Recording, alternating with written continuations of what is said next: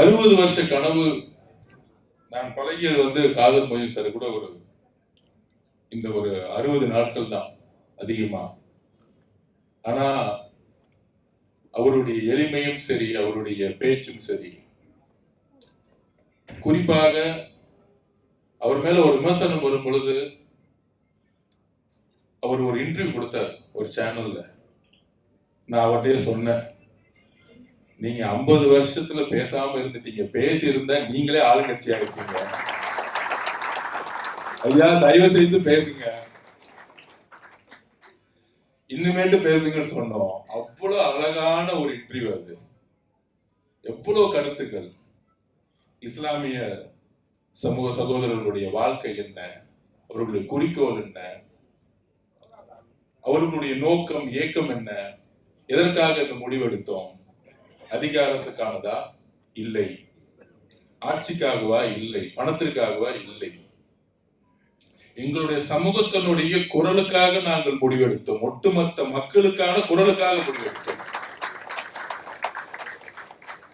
ஆனால் கால சூழ்நிலை 50 வருடம் இருந்தவர்கள் அவரை பார்த்து சோபா மாடல்னு சொல்லும் பொழுதுக்கான வருத்தம் எங்களுக்கும் இருக்கிறது. ஒரு மிகச்சிறந்த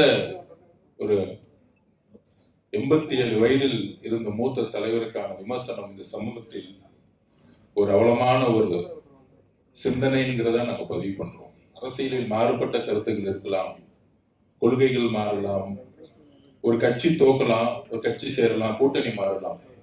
ஆனால் ஒரு தலைவர் மீது ஏற்படக்கூடிய விமர்சனங்கள், அந்த விமர்சனம் எப்பொழுதும் ஒரு நாகரிகம் மட்டுமல்ல, ஒரு உண்மைத்தன்மையோடு இருக்கணும். அதுதான் நாங்க பதிவு பண்றோம். இந்த 60 நாட்களில் ஐயா இதுவரைக்கும் எனக்குன்னு ஒரு கோரிக்கை வேணும் கேட்டதே கிடையாது. ஒரு அரசியல் கேட்டதே கிடையாது. அப்படி தமிழக மக்கள் ஆதரிச்சுட்டாங்க. 108 தொகுதி டிவிக்கு ஜெயிச்சுட்டாங்க. பிரசிடென்ட் ரூல் வந்துச்சுன்னா பிஜேபி அரசு வந்துரும், தமிழ்நாட்டை காப்பாற்றணும் அப்படிங்கிற ஒரே உணர்வுடன் காங்கிரஸ் எடுத்த முடிவு, கம்யூனிஸ்டுகள் எடுத்த முடிவு, விசிகே எடுத்த முடிவோடு சேர்ந்து ஐயா அவர்களும் எடுத்த முடிவு, இதுதான் உண்மை. அந்த முடிவுல ஒரு லெட்டர் கொடுத்தாரு, போன் பண்ணி எங்கிட்டதான் பேசினாரு. அபூபக்கர் சார் இருந்தாரு. இந்த முடிவை அகில இந்திய எங்களுடைய தலைவர்களும் காங்கிரசுடன் பேசி எடுத்திருக்கிறார்கள். அங்க கூட்டணி ஆட்சியில் இருக்கிறாங்க கேரளால, ஐயா குஞ்சாலிக்குட்டி அவர்கள் எல்லோரும் அப்படின்னு சொல்லும் பொழுது, பதவியேற்ற பிறகு ஒரு அடுத்த அமைச்சரவை உருவாக்கும் பொழுது எங்களுடைய மாண்புமிகு முதலமைச்சர் அண்ணன் விஜய் அவர்களுக்கும் சரி, எங்களுக்கும் சரி, ஒரு இன்கம்ப்ளீட்டாவே இருந்துச்சு. எங்களிடம் ஐயா காதர் மொய்தீன் எங்களுக்கு ஒரு அமைச்சரவையில அமைச்சர் கொடுங்க, அதிகாரம் கொடுங்கன்னு கேட்டதே கிடையாது. அவ்வளோ நாங்கள் ஆதரவு கொடுத்துட்டோம், நம்பிக்கையா இருக்கிறோம். மக்கள் கொடுத்த தீர்ப்புக்கு நல்ல ஆட்சி செய்யுங்க, மதச்சார்பின்மை சமூக நீதியில உறுதியா இருங்க, இதுதான் அவர் கேட்டது. அப்ப எங்களுடைய முதலமைச்சர் இல்ல ஐயமல இருந்து அமைச்சர் வந்து ஆகணும். ஏனென்றால் இங்கு சகோதரர் ஷாஜகான் உடைய அமைச்சருடைய பதவி என்பது ஒரு கட்சிக்கான அதிகாரம் கிடையாது, ஒரு சமூகத்துக்கான ஒரு பிரதிநிதித்துவம். அண்ணல் அம்பேத்கருடைய கனவு, எங்கெல்லாம் ஒடுக்கப்பட்ட மக்கள், எங்கெல்லாம் ஏழை மக்கள் இருக்கிறார்களோ அவங்க எல்லாம் அதிகாரத்துக்கு வரணும். இதுதான் அம்பேத்கருடைய கடைசி அவர் வாழ்க்கையுடைய. எத்தனையோ நூல்கள் எழுதினாலும், எத்தனையோ அவர் படிச்சிருந்தாலும், எத்தனையோ அவர் PhD படிச்சிருந்தாலும், அவர் சொன்ன வார்த்தை, எளிய மக்கள், ஒடுக்கப்பட்ட மக்கள் அதிகாரத்தை நோக்கி செல்லுங்கள். யாரிடமும் மனு கொடுக்க வெயிட் பண்ணிட்டு இருக்க வேண்டாம், அதிகாரத்தை நோக்கி சென்று உங்களுடைய மக்களை நேர்மையான முறையில் எல்லா உதவிகளும் மக்களுக்கு செய்யுங்கள்.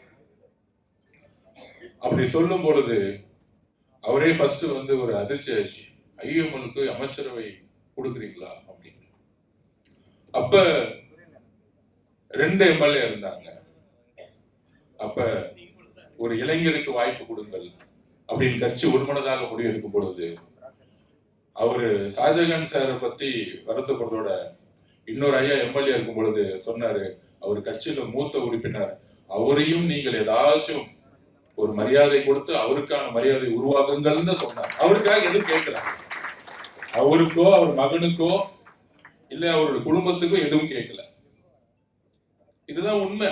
ஏன்னா அந்த விமர்சனத்துக்கு இது வரைக்கும் நாங்கள் பதில் பேசியது கிடையாது. இந்த இடத்துல அதான் சொன்ன மூணு பேருக்காக வந்திருக்கேன். ஒன்னு அப்துல் கலாம் அவர்களுக்காக, ஒன்னு ஐயா கதிர் மொய்தீன் ஐயா அவர்களுக்காக.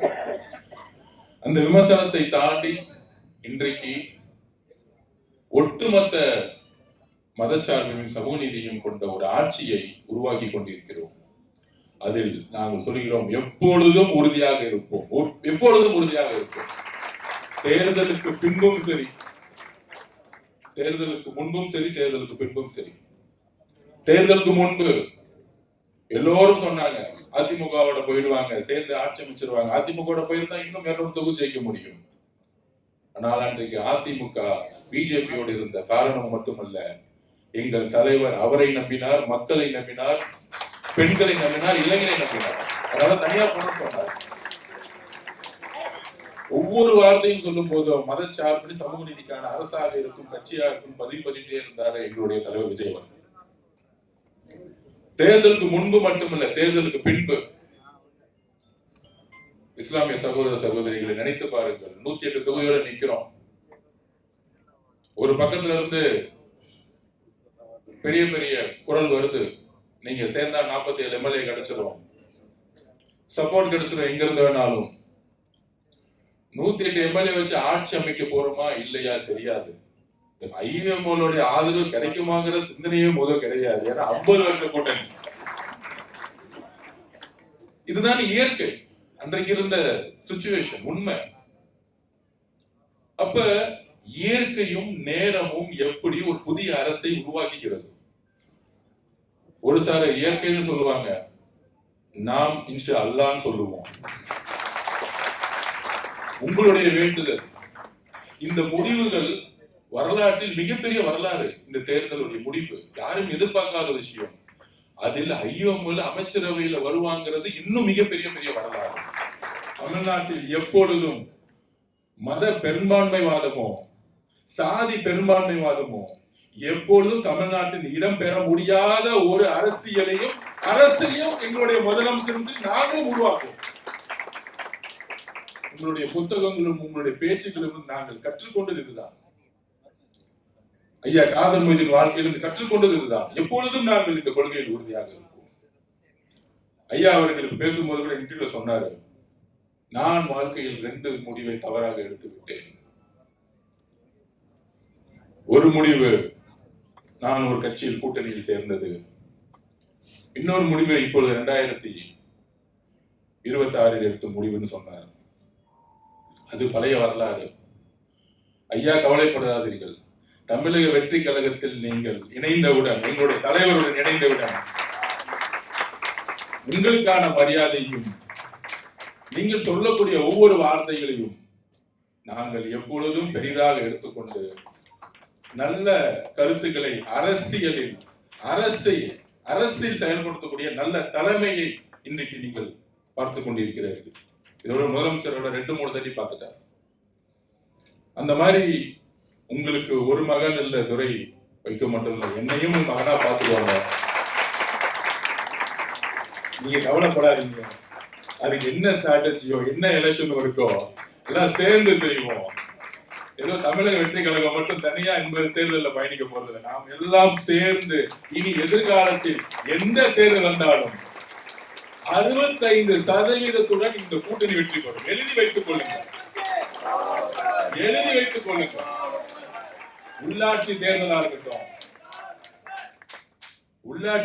இருக்கட்டும், பை எலெக்ஷனா இருக்கட்டும், அதுக்கப்புறம் பாராளுமன்ற தேர்தலா இருக்கட்டும், நாம் எல்லாம் இணையும் பொழுது தமிழக வரலாற்றில் முதல் முறையாக 65% நாம் மிகப்பெரிய வெற்றி பெறுவோம். எதிராளிகளுக்கெல்லாம் நீங்க பேசி டைம் வேஸ்ட் பண்ணாதீங்க. அந்த அளவுக்கு ஆப்போசிட்ல யாரும் இல்ல. உங்களோட விளையாடுற அளவுக்கு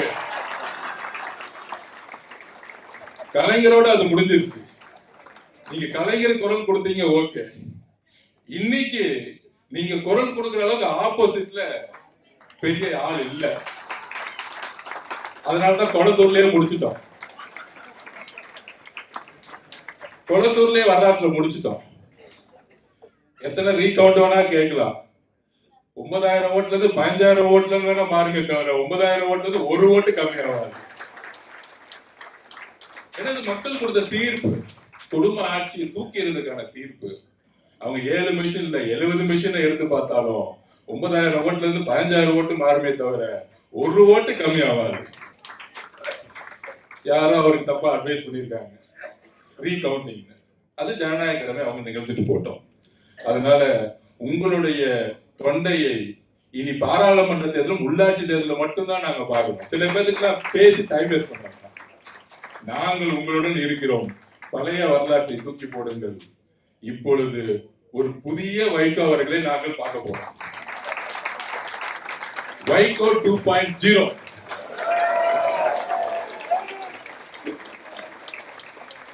நாங்க உங்களுக்கு பலமா இருக்கிறோம், நீங்க எங்களுக்கு பலமா இருக்கீங்க.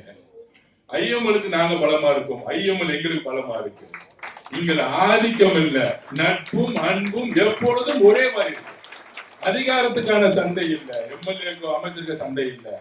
தமிழ்நாட்டை காக்கக்கூடிய நட்பும் உறுதியுடன் நாம் ஒன்றுமையோட இருக்கிறோம். இவ்வளவுதான் நம்மளுடைய அரசியலுடைய கொள்கை. ஊழலுக்காக இந்த கூட்டணி சேரல, ஊழலை தூக்கி எறியறதுக்காக இந்த கூட்டணி உருவாக்கியிருக்கோம். 60 நாள் 70 நாள் ஆச்சு. இது வரைக்கும் ஐயா ஷாஜகான் பக்கத்துல இருந்து ஒரே ஒரு சின்ன ஊழல் குற்றச்சாட்டு கிடையாது. ஒரு சின்ன ஊழல் குற்றச்சாட்டு. ஒரு சுதந்திரமான அமைச்சர் இது வரைக்கும் இது வரைக்கும் முதலமைச்சருக்கு ஒரு அழைப்பு வந்து கிடையாது. அவர் நல்லா செய்யறாரு, சூப்பரா செய்யறாரு. இப்படிதான் முதலமைச்சர் பாசிட்டிவா பேசுவாரா ஒவ்வொரு அமைச்சரவையிலையும். அப்படி ஒரு சகோதரத்துவமா நம்ம இணைஞ்சிருக்கோம். அதனால ஐஎம்எலுக்கும் இது ஒரு 2.0. நாம் இஸ்லாமிய சமூகத்திற்கு அடுத்தடுத்த திட்டங்களை உருவாக்கணும். பெண்கள் மேற்படிப்பு படிக்கக்கூடிய ஒரு திட்டங்களை உருவாக்கணும். என்னெல்லாம் செய்ய முடியுமோ திட்டங்களா அவங்க ஷாஜகான் சார் மூலியமா பெரிய பெரிய திட்டங்கள். நான் வன்னியரச அமைச்சரவை என்ன மாற்ற நிகழ்வு சில பேர் கேட்டாங்க. வன்னியரசுடைய அமைச்சரவையில் 5,000 கோடி ரூபாய் வருஷத்துக்கு, 5 வருஷம் 25,000 கோடி ரூபாய். ஒரு தலித் சகோதரர் விசிகேல இருந்து 25,000 கோடி தன்னுடைய மக்களுக்காக செலவு செய்ய போறாரு. பாத்தீங்களா? எந்த விதமான குறுக்கீடுகள் இல்லாமல், எந்த விதமான குடும்ப ஆதிக்கம் இல்லாமல், எந்த விதமான கமிஷன் இல்லாமல் அந்த பணம் உண்மையான ஏழையா இருக்கக்கூடிய தலித் மக்களுக்கு போய் சேரும். இதுதான் அரசுடைய நிர்வாகம். இதுவே நிறைய பேருக்கு புரியல. எல்லாரும் பதில் கொடுக்க வேண்டிய அவசியம் இல்லைன்னு நினைக்கிறேன். 8 தலித் அமைச்சர் உருவாக்குறதுக்கு 75 வருஷம் ஆச்சு. 75 வருஷம் ஆச்சு.